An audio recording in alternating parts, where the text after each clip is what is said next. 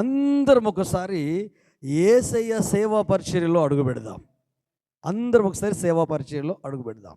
ఎందుకంటే 30 సంవత్సరాలు తల్లిదండ్రులతో, ఫ్యామిలీ మెంబర్స్తో పెద్ద కొడుకుగా అన్ని బాధ్యతలు నిర్వర్తించి దేవుని టైం రావడంతోనే ఎట్లయితే మీరు యేసయ్య దగ్గరకు వచ్చి బాప్తిసం తీసుకొని దేవుని బిడ్డలైపోయి మందిరంలో నాటబడ్డారో, అలాగుననే యేసయ్య బాప్తిసం తీసుకొని ఒడ్డు మీదికి రాగానే పరిశుద్ధాత్మ దేవుడు పావురం రూపంలో వచ్చాడు.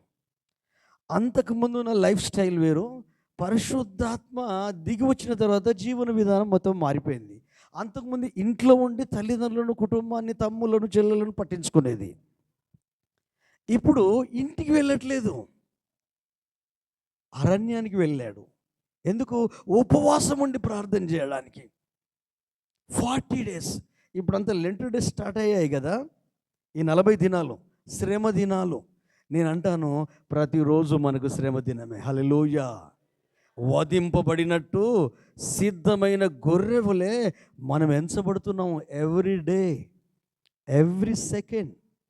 పౌలు అంటాడు, మనం అనేక శ్రమలు అనుభవించి దేవుని రాజ్యంలో ప్రవేశించాలి.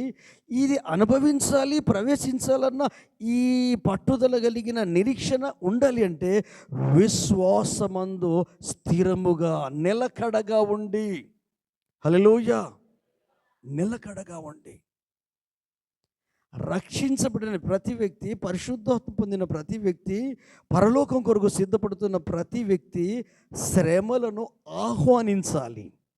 హల్లెలూయా. కష్టాలను ఆహ్వానించాలి, ఇబ్బందులను ఆహ్వానించాలి. ఇబ్బందనే కొలిమిలో నన్ను పుటము వేసితివి. హల్లెలూయా.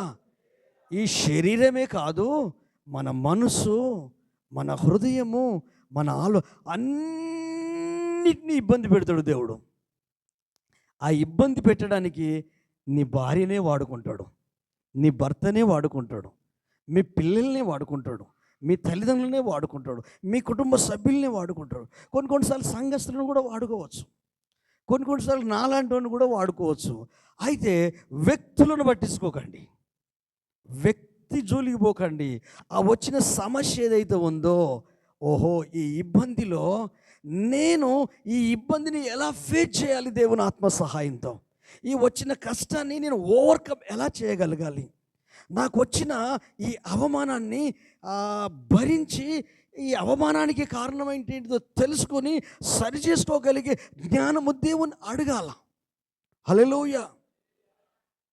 మళ్ళీ మనం ఏబిసిడీల దగ్గర ఉండొద్దు. పౌలు భక్తుడు, మీరు కాలాన్ని బట్టి చూస్తే బోధకులు కావాలి, కానీ మరలా మీకు మూల పాఠములు నేర్పించవలసి వస్తున్నది. మారు మనసు, బాప్తిజము, పరిశుద్ధాత్మ, ప్రత్యేకత, ఇవి నేర్పించాల్సి వస్తుందని ఎవ్రీ పట్టణంలో ఉన్న సంఘానికి పరిశుద్ధుడైన పౌలు 6వ అధ్యాయంలో జ్ఞాపకం చేస్తాడు. 40 డేస్ దేవునితో పోరాటం చేస్తున్నాడు. హల్లెలూయా. దేవుని సన్నిధిలో పోరాటం చేస్తున్నాడు. ఆ తర్వాత వాడు డౌట్తో వచ్చేసి ఎంత నష్టాన్ని కలిగించాడంటే, యూదుల రాజు పుట్టాడని తెలిసిన వెంటనే వాడు చేసిన పని ఏంటంటే, జ్ఞానులు దోకాబుచ్చారు, నమ్మితే వమ్ము చేశారు, ఎక్కడ పుట్టాడో వాళ్ళు చెప్పలేదు. ఆ టైంలో ఆ జనసంఖ్య రాసిన ఆ టైంలో ఏ సమయంలో పుట్టాడో తెలిసింది, ఎక్కడ పుట్టాడో తెలియదు. కానీ ఆ 2 సంవత్సరాల లోపు ఉన్న మగపిల్లలందరినీ చంపించేశాడు. అది ప్రవచనం. ఇర్మియా ప్రవచించిన ప్రవచనం. రామాలో అంగలార్పు వినబడెను, రోదన ధ్వని. అంటే ఊచకోత, చంటి పిల్లలు, మగ పిల్లల్ని వధిస్తే రక్తం ఏరులై పారింది. యేసు ప్రభు పుట్టిన కాలంలో భౌతిక దాడి జరిగింది. రక్షించబడి నీవు ఆత్మలో ఎదుగుతున్నప్పుడు వాడు భౌతిక దాడి కంటే నీ మనసు మీద దాడి చేస్తాడు, నీ ఆలోచనల మీద దాడి చేస్తాడు. ఈ దాడి యొక్క అల్టిమేట్ అంతిమ లక్ష్యం ఏంటంటే నీ విశ్వాసాన్ని దెబ్బకొట్టాలి, నీ ప్రార్థన జీవితాన్ని దెబ్బకొట్టాలి, నీ దైవిక ప్రేమ మీద దెబ్బకొట్టాలి, నీ సమర్పణ మీద దెబ్బకొట్టాలి.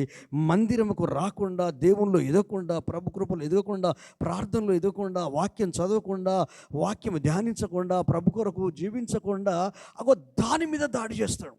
అయితే నువ్వు గుర్తించలేవు.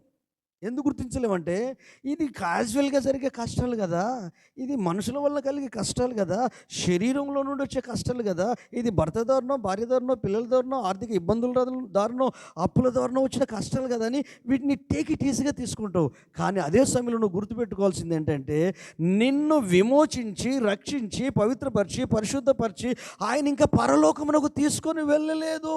కాకి గుట్లో కోకిల గుడ్లు పెట్టినట్టు ఆ గుడ్ల మీద కాకి పొదిగితే అవి పిల్లలైపోతే రూపం ఒకటే తీరుంటాయి. కాకి పిల్లలు, కోకిల పిల్లలు ఒకటేలాగుంటాయి, కానీ వాటి నడక వేరు. కాకి నడకేమో ఒంటికాల మీద గెంతుకుంటూ నడుస్తుంది, కోకిల నడక వేరు, కోకిల గొంతు వేరు, రూపం సరిగా లేకపోయినా గొంతు వేరు. కాబట్టి నీవు ఈ లోకములోనే నిన్ను రక్షించి లోకములోనే ప్రత్యేకపరిచి నిన్ను లోకములోనే ఉంచాడు. హల్లెలూయా. బంగారం మురికి గుడ్డలో పడితే దాన్ని విలువ పోద్దా? హల్లెలూయా. మీ ఇంటి ముందు మురికి కాలువ ఉంది, జస్ట్ ఈ కమ్మో ఏదో ఇటు అనుకుంటా సెట్ చేసుకుంటూ వస్తున్నావు, అది పోయి అందులో పడింది. హల్లెలూయా. అచ్చా, ఆ టైంలో నువ్వు ఇట్లా ఏమండి అనిపిస్తావా? ముందు ఎక్కడ పడదో చూస్తావు, తెలిస్తే చెయ్యి పెట్టేస్తావు, ఎడం చెయ్యి పెడతావు, దొరకకపోతే కుడి చెయ్యి కూడా పెడతావు, ఇట్లా దేవుడు ఆడి మొత్తం మీద దాన్ని తీస్తావు. హల్లెలూయా. అచ్చా, అది అందులో పడ్డందుకు దాని విలువ తగ్గిందా? తగ్గదు, తగ్గే సవాలే లేదు. అది వర్త్. హల్లెలూయా. అది నాణ్యత కలిగింది, అది విలువైంది. అయితే నీ ఆత్మ బంగారం కంటే విలువైంది, నీ ఆత్మీయ జీవితం బంగారం కంటే విలువైంది. కాబట్టి ఆ బంగారాన్ని నీవు కాపాడుకోగలగాలి. హల్లెలూయా. నీ ఆత్మీయ స్థితిని నువ్వు కాపాడుకోగలగాలి. ఏది నేను దేవునికి దూరం చేయొద్దు. నీకు వచ్చిన ప్రతి కష్టము మరింత దేవునికి దగ్గర చేయాలి. హల్లెలూయా. అందుకే దావీదు ఏమంటాడు, నేను శ్రమపడి ఉండుట నాకు మేలాయను. ఆయన నన్ను కఠినంగా శిక్షిస్తాడు కానీ చావుకు అప్పగించాడు, మరణానికి అప్పగించాడు. హల్లెలూయా. అంటే దేవుణ్ణి ఎలా పరిచయం చేశారంటే మేలు చేసే దేవుడు, దీవించే దేవుడు, బాగు చేసే దేవుడు. కరెక్టే. ఎవరికి? పసిపిల్లలుగా ఉన్నప్పుడు ఆత్మలో, ఎవరికి? వయసు రానప్పుడు, ఎవరికి? మీ చంటి బిడ్డలకు మీరు పరిచయం చేస్తలేరా? ప్యాంపర్ పెట్టి స్కూల్కి పంపిస్తలేరా? వాడు అందులో కంగాలు చేసుకుంటే మీకు ఏమైనా ఇబ్బంది అనిపిస్తుందా? అనిపించదు. అది తీసి క్లీన్ చేసి, ఒకవేళ వాడు 10వ తరగతి పోయినాక ప్యాంపర్ పెడతావా? పెట్టు. ఎందుకు? వాడు వయసు వచ్చినాడు. ఆధ్యాత్మికంగా నీకు వయసు వచ్చింది, ఆత్మలో ఎదిగావు, విశ్వాసంలో ఎదిగావు, ప్రార్థనలో ఎదిగావు, అద్భుత కార్యాలు చవి చూసావు. ఇప్పుడు నీకు కావాల్సింది శిక్షణ, నీకు కావాల్సింది క్రమశిక్షణ, నీకు కావాల్సింది స్ట్రగులింగ్. హల్లెలూయా. ఇబ్బంది అనే కొలిమి, ఆ కొలిమిలోనే నీ మస్ట్ తొలగిపోద్ది. ఇది కమ్మరి కొలిమి, ఆరాధన స్థలం, వర్క్షాప్. హల్లెలూయా. ఇది ఒక వర్క్షాప్. హల్లెలూయా. ఇది వర్క్షాప్. హల్లెలూయా. నీ మనసుకు వర్క్షాప్, నీ ఆలోచనలకు వర్క్షాప్, నీ హృదయానికి వర్క్షాప్. ఇక్కడ మాత్రము సరి చేయబడతావు. పరిశుద్ధాత్మ దేవునికి అప్పగించుకో, వాక్కుకు అప్పగించుకో, కృపకు అప్పగించుకో. ఇక్కడున్న వారందరికంటే నిన్నే ఎక్కువ దీవిస్తాను, నువ్వే ఎక్కువ ఆశీర్వదించబడతావు, నీ కుటుంబం ఎక్కువ దీవించబడుతుంది. ఎందుకంటే ఆయన స్వరం విని బలవంతం లేకుండా, ఇబ్బంది పడకుండా, స్వచ్ఛందంగా వ్యవసాయం చేసే ఎడ్లు ఇట్లా పగ్గాలు విప్పగానే ఈ నొగలు ఇట్లా పైకి ఎత్తగానే అది ఆటోమేటిక్గా కాని కిందకి వచ్చి తల పెడుతుంది. ఆ స్థితిలోకి మనం ఎదుగుదుముగాక. హల్లెలూయా. ఇది ఎక్కడ జరుగుద్ది? వ్యక్తిగత ఉపవాస ప్రార్థనలో. వ్యక్తిగత దేవునితో సన్నిహిత సంబంధం ఏర్పాటు చేసుకోవడంలో అలాగూ 40 రోజులు కుమారుడైన యేసుక్రీస్తు పరిపూర్ణ మానవుడే పరిశుద్ధుడైన తండ్రితో సహవాసములో ఉన్నాడు. హల్లెలూయా. తల్లిదండ్రులకు దూరమయ్యాడు, ఫ్యామిలీకి దూరమయ్యాడు, కుటుంబానికి దూరమయ్యాడు, అన్నదమ్ములకు దూరమయ్యాడు. దేవునితో గడుపుతాం. ఫుడ్ లేదు, మర్యాదలు లేవు, భోజనం పెట్టేవాళ్ళు లేరు, నీళ్ళు ఇచ్చేవాళ్ళు లేరు. అరణ్యంలో ఉన్నాడు. పచ్చి మంచినీళ్ళు. ఎప్పుడైతే నువ్వు శరీరంలో బలహీనమవుతావో, ఆత్మలో బలహీనమవుతావో, ఎవడొస్తాడు మీ చుట్టపు చూపు? ఏసే దగ్గరికి ఎవరు వచ్చారు? సాతానా. మైండ్లో వీకేనాం, బాడీలో వీకేనాం, ఖచ్చితంగా వాడు వచ్చేస్తాడు. వాడు వచ్చి నేను ఏమన్నాడు? బైబిలే చూపిస్తాడు. వాడు పెద్ద బోధకుడు. బైబిల్ ఇట్లున్నదా, వాక్యం ఇట్లుందా? ఉదాహరణకు, మీ ప్రార్థనకు జవాబు రాలే, మిమ్మల్ని పాస్టర్ దర్శించలే, మీ పక్కున్నోళ్ళు మిమ్మల్ని అపార్థం చేసుకున్నారు, మీకు అనుకున్న డబ్బులు రాలే, ఇంటర్వ్యూకి వెళ్ళినావు, 10 ఇంటర్వ్యూలు, ఇది 11, అది కూడా ఫెయిల్ అయిపోయింది. అప్పుడు నువ్వేం చేస్తావు? నువ్వు నిరాశపడతావు, నిరుత్సాహం వచ్చేస్తుంది, ఉత్సాహం చచ్చిపోద్ది.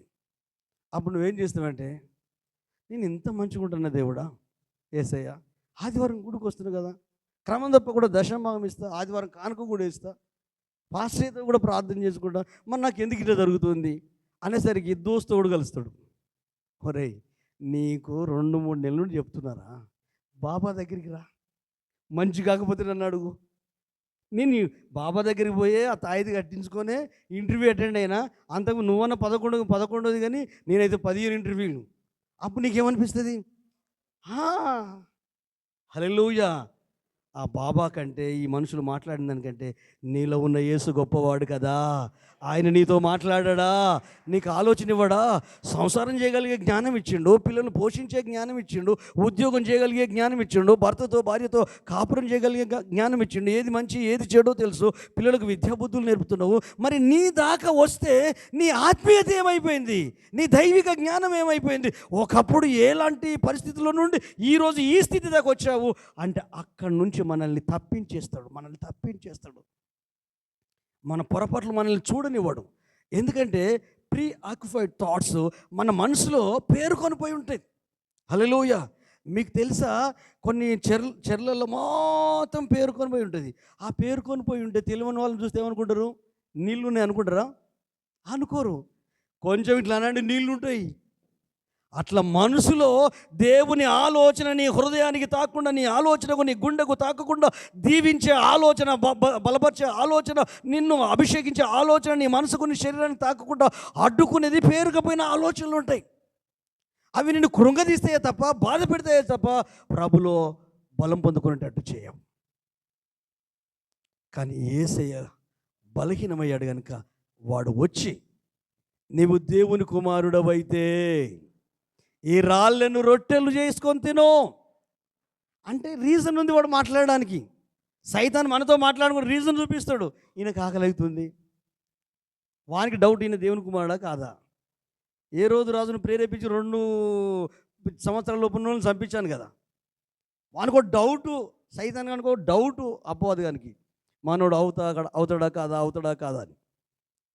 అప్పుడు ఆయన అంటాడు, దేవుణ్ణి నీవు రొట్టెతో కాదు, రొట్టె వలన మాత్రము కాదు కానీ దేవుని నోటి ఉండొచ్చు ప్రతి మాట వలన మనుషుడు జీవిస్తాడు. అంటే ఫుడ్డే ప్రధానమైంది కాదు. కొంతమంది ఏమంటారంటే కోటి విద్యలు ఇది హాఫ్ ట్రూత్, ఫుల్ ట్రూత్ కాదు. హల్లెలూయా. Half truth. ఈ హాఫ్ ట్రూత్ ఏదైతే ఉంటుందో దాన్ని ఫుల్ ట్రూత్ అని నమ్మేస్తాం. హల్లెలూయా. ఇంకేమంటారు? కడుపు తిప్పుల కొరకు చేరిపోతురాట. ఇదేం దౌర్భాగ్యం! ఇదే వంగలేక దొంగల కలుసుడు. హల్లెలూయా. పని చేతగాక సుఖానికి అలవాటు పడి, తిండికి అలవాటు పడి, తినడం పడుకోవడం, గుట్టలు కరిగిపోతాయి. హల్లెలూయా. గుట్టలు కరిగిపోతాయి. ఆధ్యాత్మికంగా రాసి మీద కూర్చొని తింటున్నావేమో వాక్యాన్ని. దేవునికి స్తోత్రం. హల్లెలూయా. ఆయన శిక్షణలోకి రావాలి. విశ్వాసుల గుంపు వద్దు, శిష్యుల గుంపు కావాలని దేవుడు చెప్పాడు. ఇది ఒక 5-6 సంవత్సరాల క్రితమే చెప్పాను, ఆ మత్తయి సువార్తలో ఉన్న అధ్యాయం చెప్పేసి. శిష్యుల సమూహమే పరలోకానికి ఎత్తబడుతుంది. హల్లెలూయా. నేర్చుకున్నవారు నేర్పించే వాళ్ళే శిష్యులు. హల్లెలూయా. నేర్చుకున్న వాళ్ళు నేర్పించే వాళ్ళే శిష్యులు. శిష్యులు అంటే సేవకులు కాదండి, ఫుల్ టైం సేవకులు కాదు. బైబుల్ చెప్తుంది, మీరు ఇంటికి వెళ్ళినాక చదువుకోండి. మత్తయి సువార్త 28వ అధ్యాయము మొదటి నుంచి చివరి వరకు, మార్కు సువార్త చివరి అధ్యాయంలో కూడా, మీరు సర్వలోకమునకు వెళ్ళి సర్వ సృష్టికి సువార్తను ప్రకటించుడి. హల్లెలూయా. సమస్త జనులను శిష్యులనుగా చేయుడి. పరలోకం యొక్కయు భూలోకం యొక్క తాళము చెవులు, పాతాళం యొక్క తాళము చెవులు నా యొద్ద ఉన్నాయి. సర్వాధికారము నాకు ఇవ్వబడింది. నేను మీకు ఏ ఏ సంగతులు ఆజ్ఞాపించుదునో వాటిని మీరు గైకొని బోధించుచు నేర్పించుచు ఉంటే వారిని, విశ్వాసుల గుంపు కాదు, విశ్వాసుల గుంపు ఎప్పటికీ చర్చిలో గొడవలే. హల్లెలూయా. కానీ శిష్యులైతే జత పని వాళ్ళం. హల్లెలూయా. అయితే ఇలా చెబితే మరి పాస్టర్ల పబ్బం గడవదు కదా. హల్లెలూయా. పాస్టర్ల పబ్బం గడవడానికి ఈ బైబుల్ని ఎందుకు పట్టుకున్నావు? నేను అంటాను, రైల్వే స్టేషన్లో అడక తినే వ్యక్తి కూడా బ్రతుకుతాడు. హల్లెలూయా. ఓ దౌర్భాగ్యం మొన్న జరిగింది. ఏం దౌర్భాగ్యం అంటే, అది హైదరాబాద్ అనుకుంటా. నేను చూశాను. ఏంటంటే, చూసినామంటే పేపర్లు చూడడం, ఇద్దరు ప్రేమించి పెళ్లి చేసుకోవాలనుకున్నారు. అది ఇటు తల్లిదండ్రులు ఒప్పించిండు, ఇటు అమ్మ నాన్న ఒప్పించిండు. ఏప్రిల్ 6 తారీఖు ఏమో పెళ్లి డేట్ కూడా ఫిక్స్ చేసుకున్నారు. అయితే ఈ పిచ్చోడికి ఏం బుద్ధి పుట్టిందో తెలియదు. ఈ మైండ్ అంతా పిచ్చి మైండ్ అండి. దేవునికి స్తోత్రం. ఒకటి సన్నటి దండం కట్టుకొని బట్టలు ఆరేసుకొని చూడు, ఒక వైర్ బ్లాక్ది ఒకటి ఉంటుంది చూడు, దాన్ని ఏమో జే వైర్ అంటారా. ఆ వైర్కు ఫ్యాన్కి వేసి ఇక వీడియో కాల్ చేస్తూ ఇట్లా ఒట్టినే తమాషకు జోకు పాడుగాను కాబోయే భార్యకు నేను చనిపోతుంది చూడ, అంటే ప్రాంకాలాడ కదా, ఏదో దరిద్రం అట్లా చేయబోయాడు కాబోయే భార్యకు. అటు అమ్మ నాన్న నొప్పించులు, ఇటు అమ్మ నాన్న నొప్పించులు. కానీ ఏం బుద్ధి పుట్టిందో 12 గంటల రాత్రి ఫోన్లో చాటింగ్లు కదా చేసి, ఇట్లా అంటే ఈ వీడియో కాల్ ఇట్లా చూపించబోయే వరకు ఈ చెయ్యి దాకి ఇది ఏమైపోయింది, ఊరిపడింది. ఇక గిల కొట్టుకున్నాడు కొడుకు. ఇక బయట పడలే, సచ్చి ఊరుకున్నాడు. అయ్యో అంటారు మీరు, సచ్చి ఊరుకున్నాడు, అయిపోయింది, సచ్చి ఊరుకున్నాడు. అయ్యో అనగండి. దేవునికి స్తోత్రం. అజ్ఞానం కొరకు బాధపడండి, తెలివి తక్కువతనం కొరకు బాధపడండి.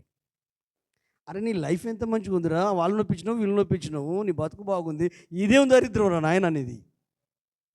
అంటే ఆలోచనల మీద అదుపు లేదు, ఊహల మీద అదుపు లేదు. హల్లెలూయా, హల్లెలూయా.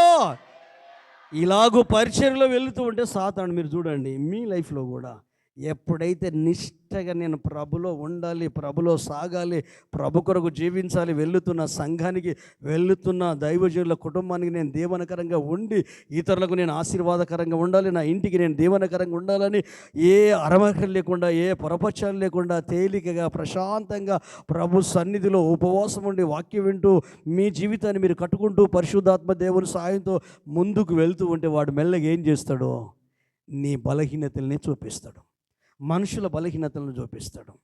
వాడిట్లా వీడట్లా నువ్విట్లా, ఎందుకు పోవాలి నువ్వు గుడికి అంటాడు వాడు. వాడితో అనాలే, ఒరే నువ్వేం చేసినా నా యేసయ్య నాకు ప్రాణం ఇచ్చాడ్రా, హల్లెలూయా, నా బ్రతుకులు మార్చాడ్రా. ఈ నెమ్మది ఈ ధైర్యం యేసయ్య వలన కలిగింది కదా.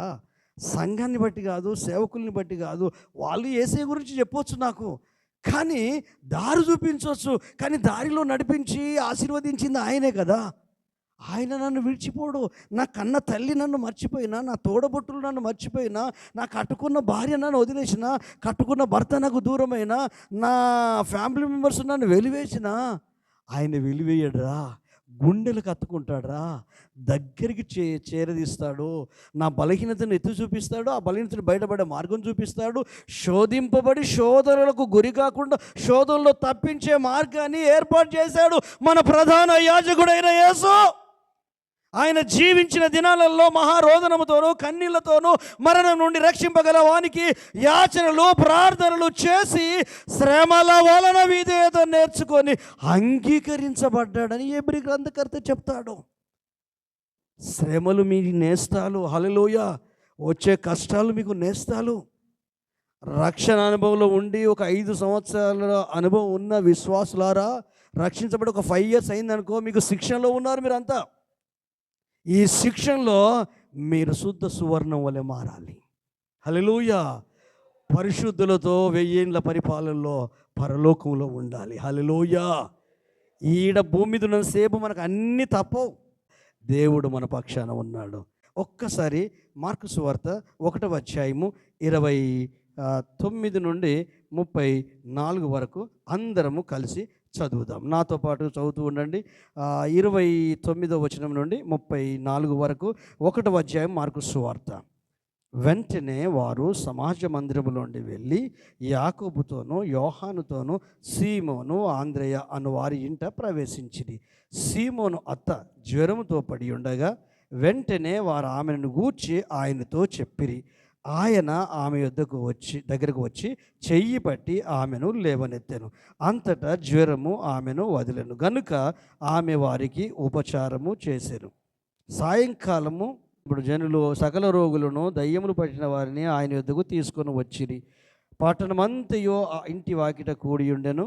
ఆయన నానావిధ రోగముల చేత పీడింపబడిన అనేకులను స్వస్థపరిచి అనేకమైన దయ్యములను వెళ్ళగొట్టెను. అవి తన్ను ఎరిగి ఉండినందున ఆయన ఆ దయ్యములను మాటలాడనీయలేదు. హల్లెలూయా. మంచిది. యేసయ్య ఈ శోధన కాలం జయించి సైతాన్ని జయిస్తే వాడు కొంతకాలం వెళ్ళిపోయినట్టు ఉంటుంది. హల్లెలూయా. వానికి వాక్యంలో నుండే జవాబు చెప్పాడు. ఆలయ శిఖరం మీదకి తీసుకెళ్ళాడు.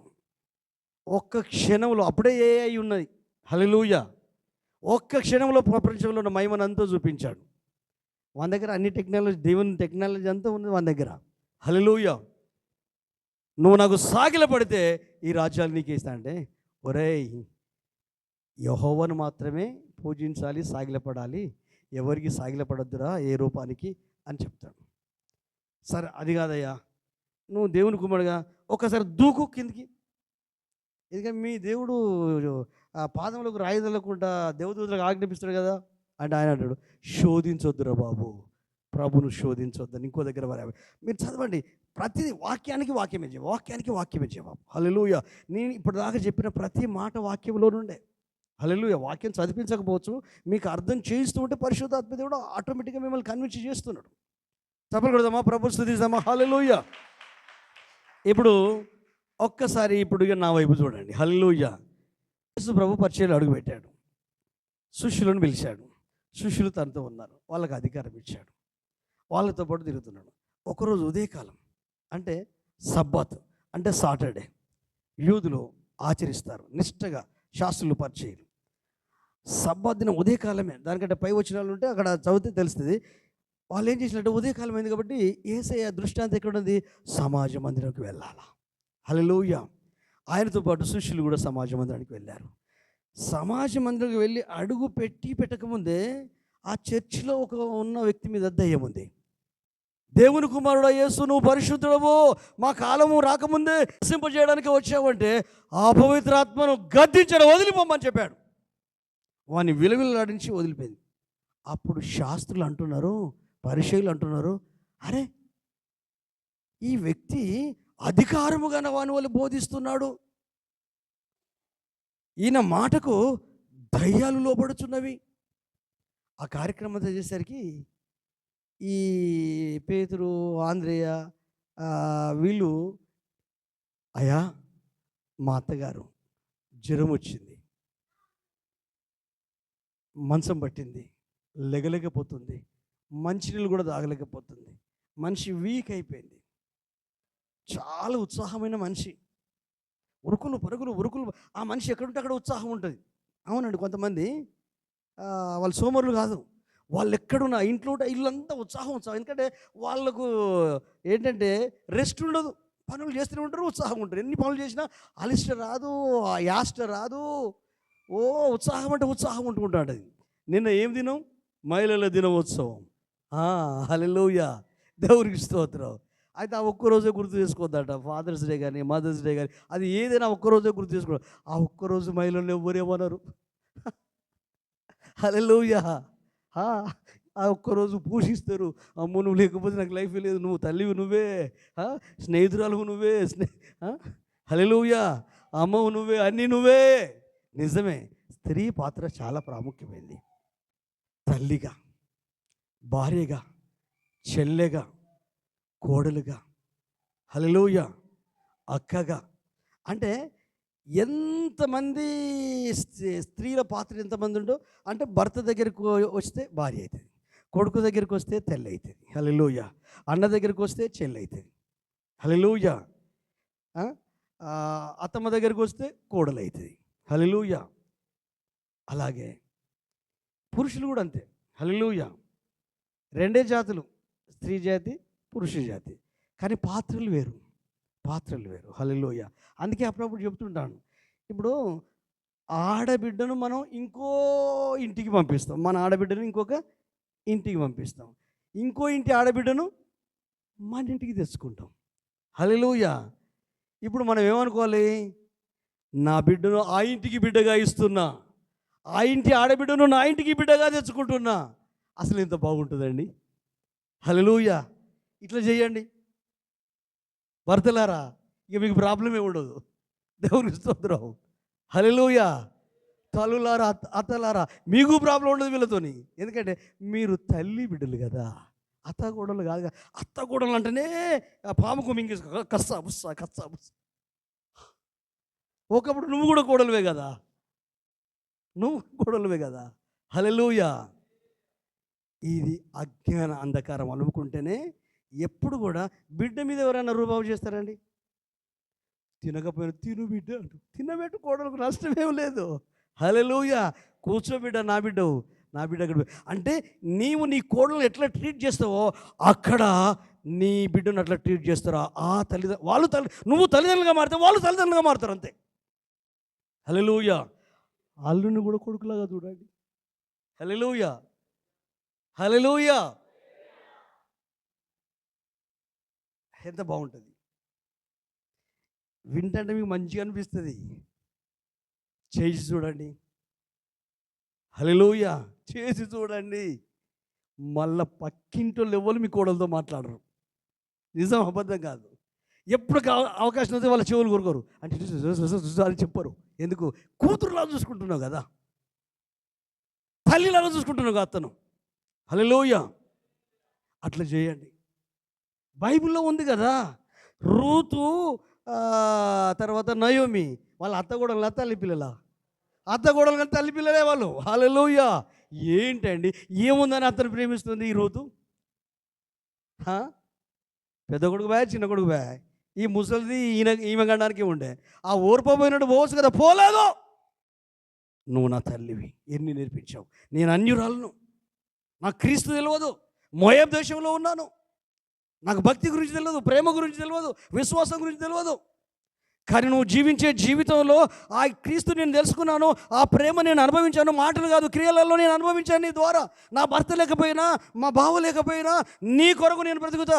ఓర్పపోతే పోని, అత్తమ్మ నువ్వు ఎక్కడ ఉంటావో నేను అక్కడ ఉంటాను, నువ్వు ఎక్కడ చనిపోతావు ఎక్కడ చనిపోతావు, నీవు మాత్రం నన్ను పో వదిలిపెట్టు అనొద్దు, మనమే మనల్ని ఎడబాపాలి అంటే అత్త కనిపించింది, దీని మనసు కుదిరింది, ఇది నా కోడలు కాదు బిడ్డ అని తీసుకొని వెళ్తే ఆ బిడ్డగా బాధ్యతలు నెరవేర్చింది, హల్లెలూయా. ఆ బోయాజుకు ఈ రూతుకు పుట్టిన కొడుకును ఏం చేస్తుంది రూతు? బోయాజుకు రూతు కొడుకును ఎవరికి ఇస్తుంది? ఫస్ట్ పుట్టిన కొడుకును నయోమికి ఇస్తుంది.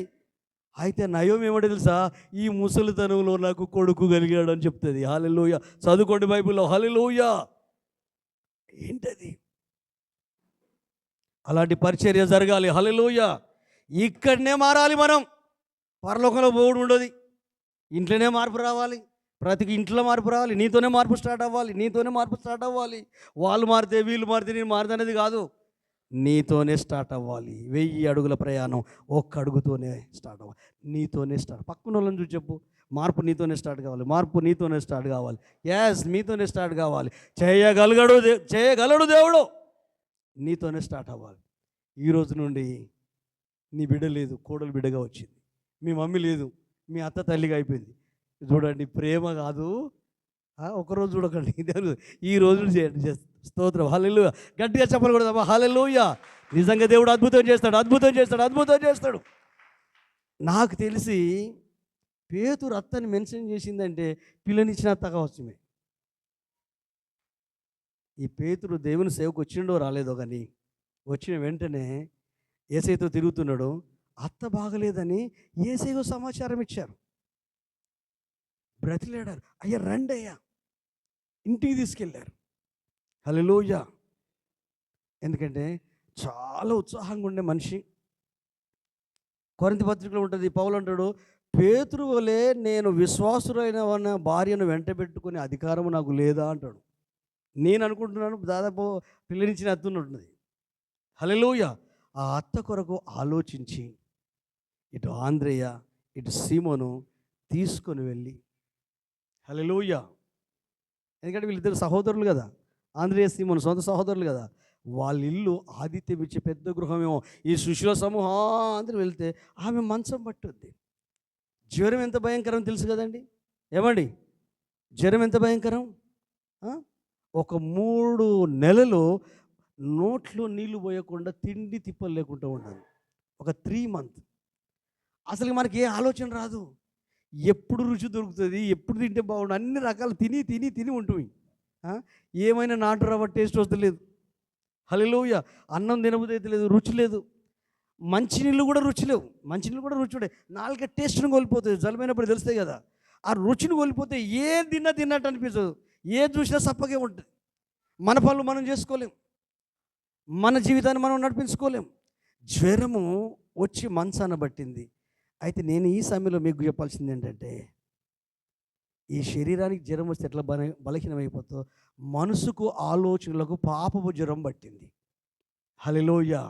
మనసుకు శరీరానికి పాపపు జ్వరం. పాపం అంటే ఏంటిది బైబుల్ ప్రకారం చెప్పండి? పాపం అంటే ఏంటి బైబుల్? ఆజ్ఞాతిక్రమము పాపం. పాపం అనగానే ఎక్కడికో ఊరకండి. హల్లెలూయా.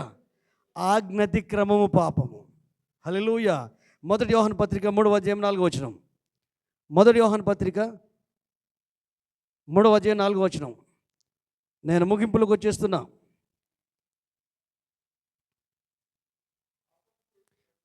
పాపము చేయు ప్రతి వాడును ఆజ్ఞను అతిక్రమించును. ఆజ్ఞాతిక్రమమే పాపము. హల్లెలూయా. ఇది సింపుల్ అండి, ఏం లేదు. దేవుడు చెప్పినట్టు వినకపోవడమే పాపం. ఇంకా దాన్ని ట్రాన్స్లేషన్ చేస్తే నీకు నచ్చినట్టు జీవించడమే పాపం. ఇంకా దాన్ని ట్రాన్స్లేషన్ చేయాలంటే దేవుడు ఒక దారి చూపించిండు, ఒక ఆలోచన చెప్పిండు, ఈ త్రోవలో నడవకుండా నీకు నచ్చిన త్రోవలో నడుస్తున్నావు, అది పాపము. నిన్ను బలహీనపరుస్తుంది, నిన్ను నిరాశలోకి నడిపిస్తుంది, నిన్ను కృంగదీస్తుంది, నిన్ను చేతగాని వాణ్ణి చేస్తుంది. దేవుని మాట వింటే వినుట వలన విశ్వాసము కలుగును, వినుట క్రీస్తుని గూర్చిన మాట వలన 1000 ఏనుగుల బలం వస్తాయి. దేవుని మాటలు, మనుషుల మాటలు కొంకులు తెగ నరుగుతాయి. మనుషుల మాటలు పరిగెత్తడని ఈ మణికట్టు దగ్గర కింద ఉంటుంది చూడండి, మణికట్టు కింద పైన ఆ నరాలను తెంపేస్తాయి, పరిగెత్తలేం. ఆత్మీయంగా సాతానుడు వాడు ఆ పని చేస్తాడు, ఆత్మలో చేస్తాడు. నువ్వు భౌతికంగా బాగున్నావు, దేవుని సన్నిధిలో ఉంటున్నావు, ప్రార్థన చేసుకున్నావు, ఉపవాసం, కానీ ఆత్మలో జ్వరం వచ్చిందేమో. హల్లెలూయా. అది పాపపు జ్వరము, దేవునికి దూరం అయ్యే జ్వరం, నిర్లక్ష్యము. హల్లెలూయా. అంతే కదా. భయం లేకపోవడం జ్వరమే అది. ఒంటికి జ్వరం వస్తే భయపడతావు, ఏమైపోతుందో అని.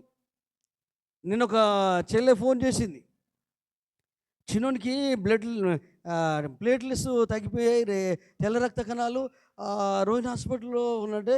నేను చెప్పాను, వాళ్ళ విశ్వాసాన్ని గుర్తు చేస్తాను.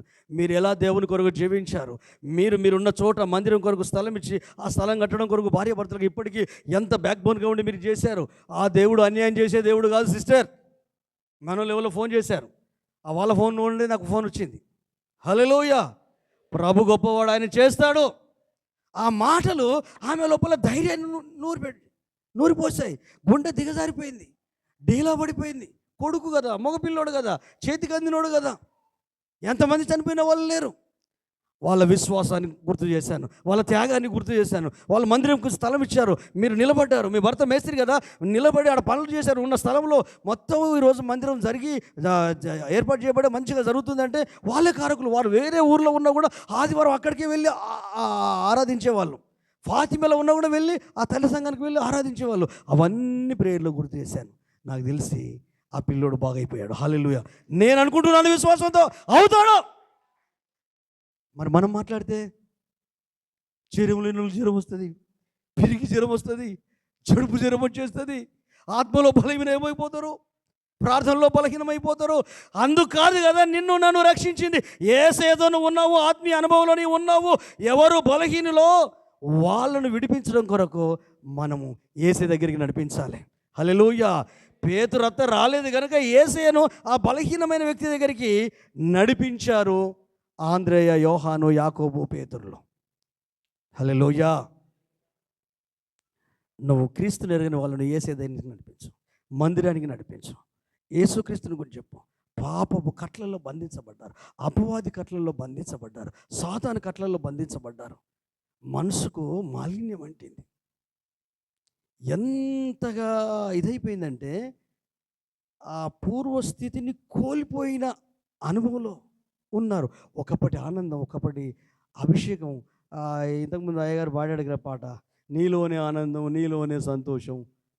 అది ఒక ఆయన ఎవరు రాసిన దైవజనుడు కానీ కొన్ని సంవత్సరాల నుంచి అది మారుమోదు. ఎన్నిసార్లు పాడినా పాడుకోవాలనిపిస్తూ ఉంటుంది. అందులో మన లైఫ్ ఉంటుంది. హల్లెలూయా. అందులో మన జీవితం ఉంటుంది. హల్లెలూయా. కాబట్టి ఎప్పుడైతే ఇంట్లో అడుగు పెట్టడం మంచం పట్టేది, నిన్ను మంచం పట్టేటట్టు చేసింది ఏంటి?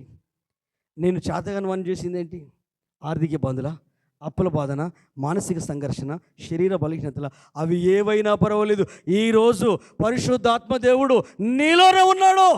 నిన్ను ఉజ్జీవపరుస్తాడు, నిన్ను బలపరుస్తాడు, నీకు విడుదలిస్తాడు, నీకు స్వస్థత ఇస్తాడు, దైవిక జ్ఞానంతో నిన్ను నింపుతాడు, ఆత్మకార్యము నీలోనే జరిగిస్తాడు.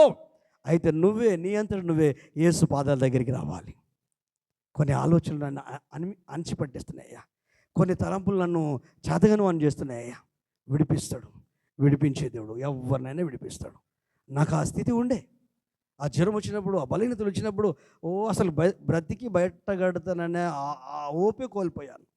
21వ సంవత్సరంలో నాకు హోప్ లేదు, ఆరోగ్యం లేదు, ఆస్తి లేదు.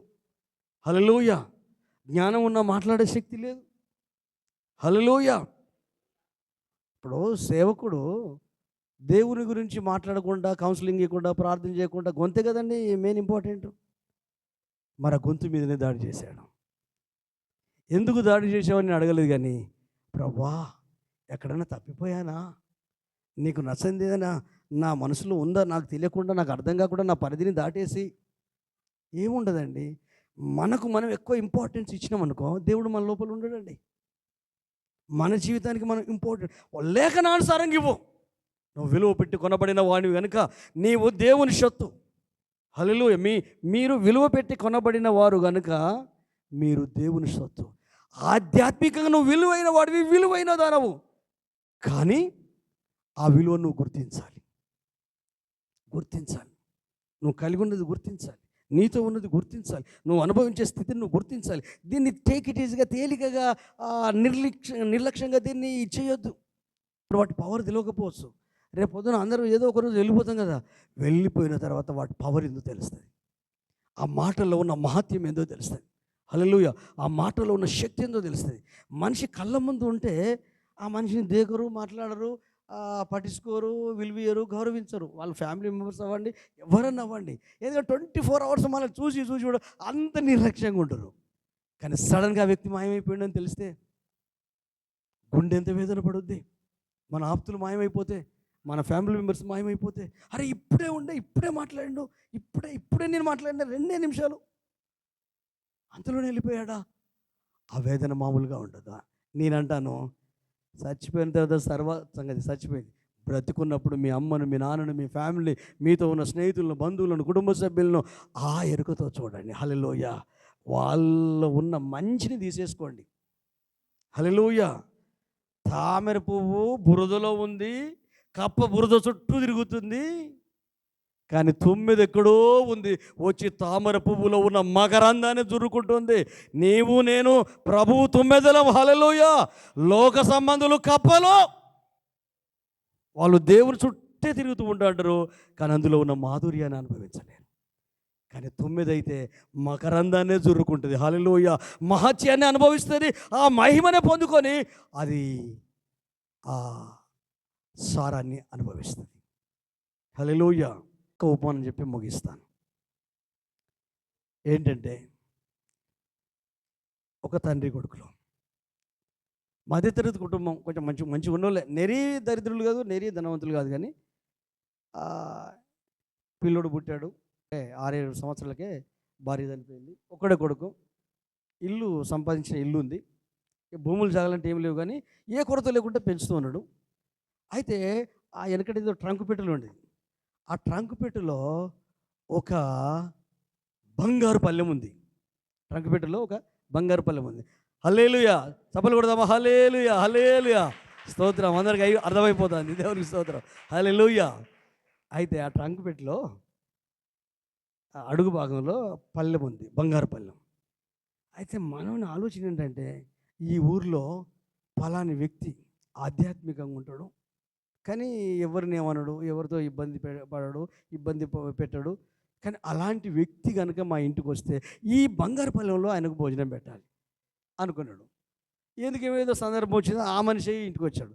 వచ్చిన తర్వాత మళ్ళీ ఆయన ఈ బంగారం పళ్ళెంలో పెట్టేంత అర్హత ఆ మనిషికి ఏముంది? లేదు. ఈయనకంటే గొప్పోడు వస్తే మాత్రం ఆ పళ్ళెంలో పెడతాను. ఈ మనసు పాడుగాను, మనసు మాయజుడు, రాకముందుకే వస్తే బాగుండు, వస్తే బాగుండు. వచ్చిన తర్వాత తన ఆలోచన తన కంట్రోల్లో లేదు.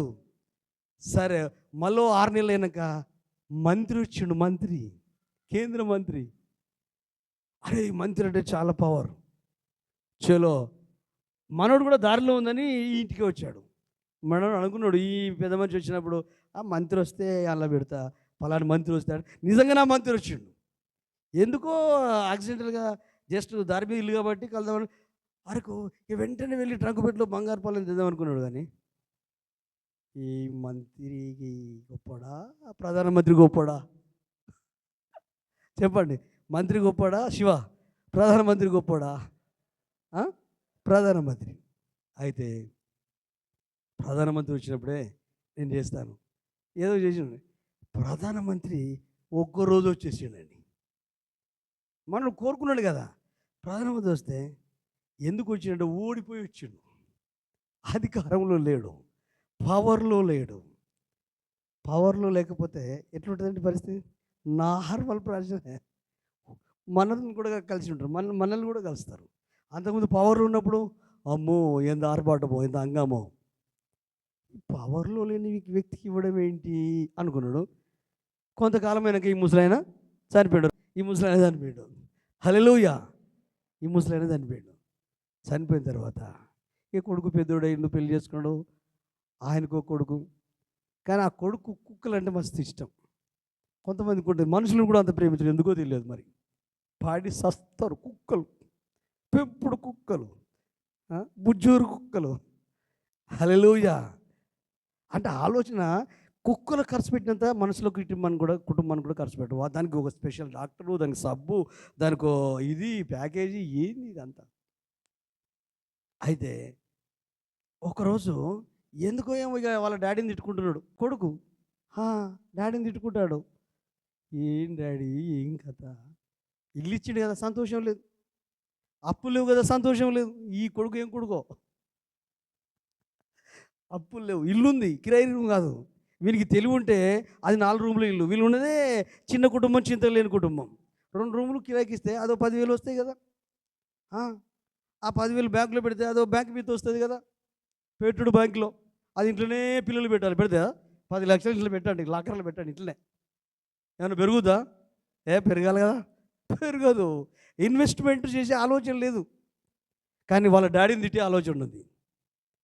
ఈ రోజులలో కూడా అంతే. ఏం చేస్తారంటే చనిపోయిన తండ్రిని తిట్టుకుంటారు. నువ్వు వాడు ఏం సంపాదించిపోయాడు, వాడు ఏం తెచ్చిపోయాడు అంటే సచ్చినాక కూడా వదిలిపెట్టరా మీరు? సచ్చినాక కూడా వదిలిపెట్టరా? తల్లిని తిట్టులు ఉంటారు. అది ఏమి ఇచ్చిపోయింది, సొమ్ము వేసుకో అంటే సచ్చేదాకా సొమ్ము చేయలేదు, వేసుకోలేదు అని. తల్లిని తిట్టడం ఇప్పటికీ తిట్టలు ఉన్నారా? మారండి. హల్లెలూయా. దేవుడు దీవించాలా, దేవుడు ఆశీర్వదించాలా. హల్లెలూయా. ఏం జరిగిందంటే, ఈ ట్రంక్ పెట్టెలో పళ్ళెం, ఈ ట్రంక్ పెట్టెలో ఉన్న పళ్ళెం ఏమైందంటే నల్లగా ఉంది, శుద్ధి చేయబడలే, బొచ్చే. ఇక దాన్ని చూసి కుక్క తిట్లు తిడతాడు. ఈ దప్ప ఏం మిగిల్చడం, సిప్ప చేతికి ఇచ్చిపోయినావు, అంటే ఎందుకండి మీరు పాపం మామయ్యని అట్లా ఆడిపోసుకుంటారు? సరే ఆ పళ్ళెమిటి యూజ్ చేసుకున్నాం కదా అని ఓ కుక్క ఉన్నది కదా, బుజ్జురు కుక్క, ఆ కుక్కకు దాని మీద ఫుడ్ వేయడం మొదలుపెట్టారు. హల్లెలూయా. అయిపోయింది కథ. కథ అయిపోయింది. హల్లెలూయా. ఎంత ఉత్కంఠత అంటే ఏం లేదు. బంగారం మన లైఫ్. హల్లెలూయా. రక్షణ పొందిన జీవితం, దేవుడు నీకు ఇచ్చిన విలువ, నీ ఆత్మ విలువ, దేవుడు నీకు ఇచ్చిన పరలోక పౌరసత్వం. హల్లెలూయా. ముసలోని కంటే వయసు మీద పడింది, ఈ రేపు చేస్తా, మాపు చేస్తా, వాళ్ళకి చేస్తా, వీళ్ళకి చేస్తా అని నువ్వు ఎంతసేపు ఇతరుల గురించి ఆలోచించి బ్రతుకుతూ ఉంటే నీ లైఫ్ విలువ నీకు తెలియట్లేదు. అది వర్త్ కలిగింది. ఆధ్యాత్మికంగా ఇక్కడున్న ప్రతి కుటుంబం వర్త్ కలిగింది. నీ విలువను గుర్తించాలా, ఆత్మలో గుర్తించాలా, నీ జ్ఞానాన్ని, దేవుడిచ్చిన జ్ఞానాన్ని గుర్తించాలా, నీ సమర్పణను గుర్తించాలా. గుర్తించకుండా నువ్వేం చేస్తున్నావు? పలానా అయితేనే గౌరవిస్తా, పలానా అయితేనే నేను ప్రార్థన చేస్తా, పలానా పాస్టర్ దగ్గరికి పోతేనే నాకు మంచి జరుగుతాయి. ఇదేం దరిద్రం? యేసయ్య నీలో ఉన్నాడు. హల్లెలూయా. అందుకే శిష్యత్వంలోకి రావాలి. కడవరి కాలంలో ఉన్న సంఘము శిష్య సమూహంగా మారాలి. శిష్యులు అయిపోవాలి. బైబిల్ ప్రకారంగా మనం సిద్ధపడాలి. శిష్యులు అవ్వడం అంటే ఏం లేదు. నీ సువార్త నువ్వు యేసయ్య దగ్గరికి ఎలా వచ్చావో అదే సువార్త ఇతరులు చెప్పి యేసయ్య దగ్గరికి నడిపించు. వాళ్ళు చాలా రకాల పాపము రోగంలో ఉన్నారు, పాపము జ్వరంలో ఉన్నారు, శాపము రోగంలో ఉన్నారు. వాళ్ళకి విడుదల రావాలి, స్వస్థత రావాలి. వాళ్ళను యేసయ్య దగ్గరికి నడిపించు, మందిరానికి నడిపించు, ప్రభు సన్నిధికి నడిపించు. అన్ని పనులు చేస్తున్నావు, ఇది ఒకటి చేయట్లేదు. నువ్వు ఆధ్యాత్మికంగా పరిచయం చేయట్లేదు. ఒకళ్ళమే ప్రభులో ఎదగడం కాదు కదా, మనతో పాటు పాప జ్వరంలో పట్టబడిన వాళ్ళను మనము ప్రభు కొరకు చెప్పడమే మన పని. ఎవరిని మార్చడానికి ప్రయత్నం చేయకండి. కోతులు చేయబోతే కొండంగా అవుతుంది. మార్చకండి, చెప్పండి. అప్పుడు పని చేయదు, అప్పుడు అర్థం కాదు. అమృతన్న, మన విక్టర్ బాబు చర్చికి వెళ్తాడు. అమృతన్న రైల్వే ఎంప్లాయ్ అన్న వాళ్ళకు కూడా, మీకు కూడా తెలుసు, ఏసన్న పాటలు బాగా పాడతాడు. సండే స్కూలు అప్పుడు సండే స్కూల్లో వాక్యం విన్నాడట. ఆయన వయసోడై పెద్దోడై ఉద్యోగం వచ్చి ఆ టైంలో ఎక్కడి నుంచో దేవుని పాట విని భయంకరంగా కళ్ళు తాగేదట. సండే స్కూల్లో విన్న వాక్యము పెరిగి పెద్దోడై వివాహమైనాక మారు మనసులోకి పశ్చాత్తాపంలోకి నడిపించిందట. కృతజ్ఞతలు చెల్లిద్దామా, యేసయ్య నామాన్ని గణపరుద్దామా. ప్రభు మనల్ని దర్శిస్తున్నాడు. నీ బలహీనతలు యేసయ్యకు తెలుసు. నెమ్మది లేని పరిస్థితిలో ఉన్నావు, కృంగిపోయి ఉన్నావు, నిరుత్సాహంతో ఉన్నావు, నిరాశలో ఉన్నావు. రక్షణ అనుభవం ఉన్న వ్యక్తి నిరాశలో ఉండడం ఏంటి, కృంగిపోయి ఉండడం ఏంటి, గుండె చెదిరి ఉండడం ఏంటి, ప్రశాంతత లేకపోవడం వల్ల అటు ఇటు అటు ఇటు కాలు వల్ల పిల్లగా బెదిరిన కొందేలాగా తిరుగుతున్నావేమో. నీవు యేసు పాదాల దగ్గరికి రావాలి. సహోదరి సహోదరుడా, నువ్వు దేవుని కుమారుడవు, దేవుని కుమార్తెవు. రక్షణను అలంకరించుకున్నావు, ఆత్మను సంచకరువుగా అనుభవించావు. సంఘ సహవాసంలో, ఉపదేశ క్రమంలో నువ్వు పెరుగుతున్నావు. శిక్షణలో నీవు ఉన్నావు, పరలోకపు ప్రభు శిక్షణలో ఉన్నావు, బోధలో ఉన్నావు. నిన్న మొన్న మందిరానికి వచ్చే వ్యక్తివి కాదు, క్రీస్తును రుచి చూసి తెలుసుకున్న వ్యక్తివి, క్రీస్తు మహిమను అనుభవించిన వ్యక్తివి. క్రీస్తు కార్యాలు నీ జీవితంలో, నీ కుటుంబంలో, నీ ఇంట్లో ఇంటర్నల్గా, భౌతికంగా, ఆత్మీయంగా, పర్సనల్గా ఎన్నో నీ జీవితంలో జరిగాయి. అడుగుతావా ప్రభును? హల్లెలూయా. చాలా బలహీనతలో ఉన్నావు. లోక సంబంధమైన జ్వరము, డబ్బుకు సంబంధించిన జ్వరము, మనుషులకు సంబంధించిన జ్వరము, హల్లెలూయా, బాధలకు సంబంధించిన జ్వరము. ఈ జ్వరము మనసుకు పట్టింది, ఈ జ్వరము ఆలోచనలకు పట్టింది, ఈ జ్వరము ఊహలకు పట్టింది. అందుకే నువ్వేం చేయలేకపోతున్నావు, నిర్లిప్తంగా ఉంటున్నావు, నిరాశలో ఉంటున్నావు. బ్రతుకు మీద విరక్తి కలిగింది, జీవితం మీద విరక్తి కలిగింది. ఎవరి కొరకు బ్రతకాలి, దేని కొరకు బ్రతకాలి, ఎందు కొరకు బ్రతకాలి, ఎందుకు ఆ నిరాశ మాటలు? యేసయ్య కొరకే కదా. నీ విలువ నీకు తెలియదా? క్రీస్తు నీకు విలువ ఇచ్చాడు. ఎంత విలువ తెలుసా? ఆయన ప్రాణం పెట్టే అంత విలువ నీది, పరలోకాన్ని విడిచే అంత విలువ నీది, దేవదూతలను మహిమను వదిలిపెట్టేంత విలువ నీది. అందుకే కదా పరలోకము నుండి మనుష్య కుమారుడు నిన్ను రక్షించడానికి, వెతికి రక్షించడానికి దిగి వచ్చాడు. ఎవరు విలువిస్తే విలువకపోవటం ఏంటండి? నీ ఆత్మకు విలువ ఉంది, నీ జ్ఞానానికి విలువ ఉంది, నీ రక్షణకు విలువ ఉంది, నీ అభిషేకానికి విలువ ఉంది, నీ జీవితానికి విలువ ఉంది. ఒక్కసారి గట్టిగా ప్రభువుని స్తుతిస్తారా? కృతజ్ఞతలు చెల్లిస్తారా? యేసే నామాన్ని మహింపరుస్తారా?